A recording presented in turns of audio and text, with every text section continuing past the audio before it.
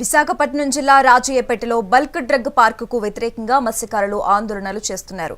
ఈ పార్కు ఏర్పాటుతో మత్స్య సంపదపై ప్రభావం పడుతుందని వాపోతున్నారు. దీంతో తాము జీవనోపాధి కోల్పోతామని ఆవేదన వ్యక్తం చేస్తున్నారు. 32 రోజుల నుంచి నిరసనలు చేస్తున్నా ప్రభుత్వం పట్టించుకోవటం లేదని అంటున్నారు. ఇక ఇదే అంశంపై మత్స్యకారులతో మా Visakha bureau chief Bharat Kumar face to face. పెళ్లి మండలం రాజయ్యపేటలో బల్క్ డ్రగ్ కంపెనీకి వ్యతిరేకంగా గత 32 రోజుల నుంచి కూడా పెద్ద ఎత్తున మత్స్యకారులు అయితే ఆందోళన నిర్వహిస్తున్నటువంటి పరిస్థితి అయితే కనిపిస్తూ ఉంది. ఈరోజు ఏదైతే కలెక్టర్ రావాల్సినటువంటి పరిస్థితి ఉండగా కలెక్టర్ అనివార్యనీయ కారణాలతో రాకపోవడం, సభ వాయిదా పడినటువంటి పరిస్థితి కనిపిస్తుంది. మరీ ముఖ్యంగా ఏదైతే బల్క్ డ్రగ్ కంపెనీతో తమ జీవనోపాధి పూర్తిగా కోల్పోతామంటూ కూడా ఆవేదన వ్యక్తం అవుతున్నటువంటి పరిస్థితి కనిపిస్తుంది.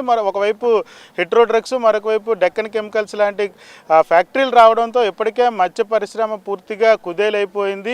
ఈ బల్క్ డ్రగ్ పరిశ్రమ రావడంతో పూర్తిగా ఇక్కడ మత్స్యకారులు తమ జీవన విధానమే పాడైపోయే పరిస్థితి ఉందంటూ కూడా ఆందోళన చేస్తున్నటువంటి సిచ్యువేషన్ అయితే కనిపిస్తూ ఉంది. ప్రెసిడెంట్ మనం ఆ టెంట్ దగ్గర ఉన్నాం.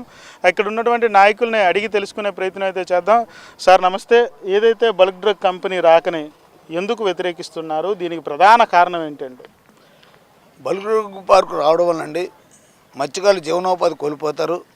అలాగే ఇప్పుడే హెట్రో డ్రగ్స్ వలన ఎన్నో ఇబ్బందులు పడుతున్నారు.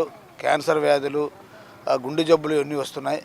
ఈ బల్క్ డ్రగ్ పార్క్ అంటే కొన్ని వందల పరిశ్రమలు వస్తాయి. దానివల్ల పూర్తిగా ఈ ప్రాంతం అంతా సుమారు 20 కిలోమీటర్ల దూరం ఉన్న గ్రామాలన్నీ కూడా నాశనమైపోతాయనే ఉద్దేశంతో ఈ ప్రాంతం అందరూ ముక్తఖండంతో ఆగస్టు 6వ తారీఖున నక్కపల్లి మండల కార్యాలయం దగ్గర ప్రజాపై శాఖల్లో అందరూ వ్యతిరేకించారు. అయినా ప్రభుత్వం పట్టించుకోకుండా పనులు ప్రారంభించడం జరిగింది. పనులు ప్రారంభించడం జరిగితే ఈ మత్స్యకారులందరూ ఈ రోజుకి 32 రోజులు బట్టి నిరసన దీక్షలు చేస్తున్నారు. పనులు మానుకొని తిండి లేకుండా నిరసన దీక్షలు చేస్తున్నా సరే ప్రభుత్వం పట్టించుకోలేదు.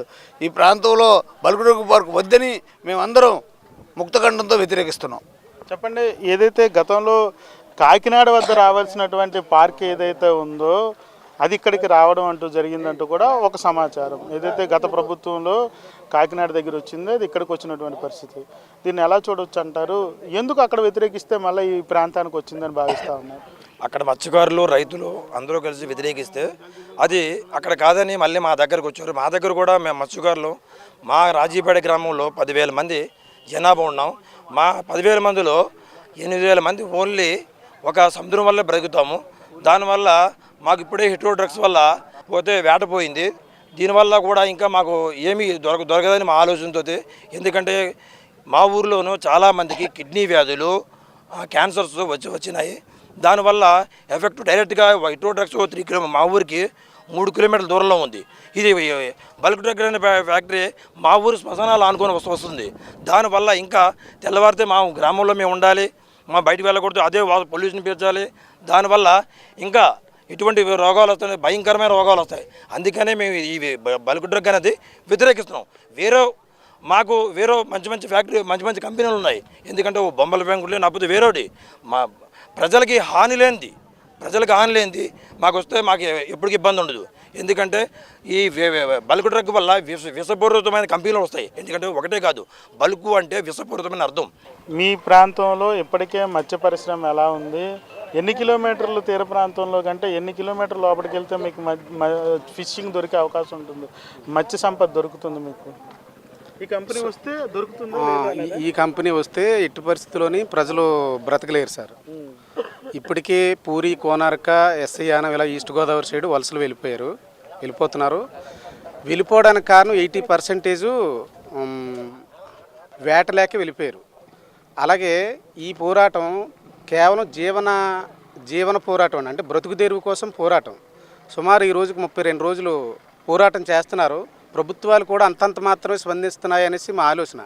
బల్క్ డ్రగ్ అనేది కాకుండా వేరే అవసరాలకి యూజ్ చేసుకోవచ్చు అనేసి మా వాళ్ళు మొట్టమొదటి నుంచి ఇది వస్తే నిజంగా మేము బ్రతకలేము, ఒకవేళ గవర్నమెంట్లు తప్పనిసరి పరిస్థితులు ఏదైనా చేసుకుంటే మా గ్రామాన్ని తరలించి మంచి ప్యాకేజ్ ఇచ్చి ఎక్కడో జట్టీలు అవి నిర్మించి వేరే చోట ఈ కాలుష్యం లేని చోట మా బ్రతుకు తెరువుకి ఇబ్బంది లేకుండా పెట్టండి అనేసి మా వాళ్ళు ప్రధాన డిమాండ్ అండి. ఒకటి, ఫస్ట్ బల్క్ డ్రగ్ అనేది వస్తే మేము ఈ జీవనం ఇటు సైడ్ కొనసాగించలేము. ఈ సముద్ర వేటకి అంటే పూర్తి స్థాయిలో 100కు 100% జీవితం అంతా కలిపితే సముద్రమే మా వాళ్ళకి. అందువల్ల భయపడిపోతున్నారు.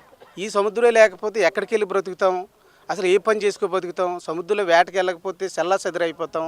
ఈ భారతదేశంలోనే భగవంతుడిగా ఒక మత్స్యకారుడు వెలుగుతున్నాడంటే ఒక ఈ రాజీపేటేనండి. అదే మా నౌకతాత అనమాట. అతను మా గ్రామానికి భగవంతుడే కాదు, ఈ భారతదేశంలోనే ఏకైక మత్స్యకారుడు భగవంతుడిగా వెలిగే గ్రామం ఇది. అటువంటి గ్రామం సెల్లా సెదరైపోతుంది అనేసి లీడర్లకు కానీ ప్రజలకు కానీ మా చుట్టుపక్కల కొంతమంది నాయకులకు కానీ మాకు మద్దతు ఇచ్చే వాళ్ళకి కానీ సంతోషం. మాకు కూడా ఇటువంటి భయమే ఉంది. అంటే ప్రజలు పాడైపోకూడదు, ప్రజలుంటేనే కదా గ్రామం అంటే ప్రజలే కదండి. ప్రభుత్వాలు కూడా సరైన నిర్ణయం తీసుకొని బల్క్ డ్రగ్ వద్దు అనేది మా ఆలోచన. ఆ బల్క్ డ్రగ్ పార్క్ వస్తే ఉన్నట్టు ఒక కంపెనీకే మేము ఇంత నష్టం భరించడం అంటే ఇక్కడ 100 కంపెనీలు వస్తే ఇంకా ఈ చుట్టుపక్కల గ్రామాలన్నీ ఏం ఉండవు. సముద్రంలో చేప కూడా ఉండదు. ఈతల వైజాగ్ నుంచి ఈతల కాకినాడ వరకు కూడా సముద్రం పొల్యూట్ అయిపోద్ది. కాబట్టి మా మత్స్యకారులందరూ కూడా ఐకమత్యంగా ఈ యొక్క బల్క్ డ్రగ్ పార్క్ పెట్టొద్దని పోరాడుతున్నాం. ఒకవేళ కావాలని పెట్టుకుందామని వాళ్ళు వస్తే మా మత్స్యకారుల గ్రామంలో పిట్రలోటి మమ్మల్ని తెగలడిసి తర్వాత కంపెనీ కట్టుకోవచ్చు. లేదనుకుంటే మా ప్యానాలు ఉంటుండగా బల్క్ డ్రగ్ పార్క్ అయితే కెట్టనివ్వండి.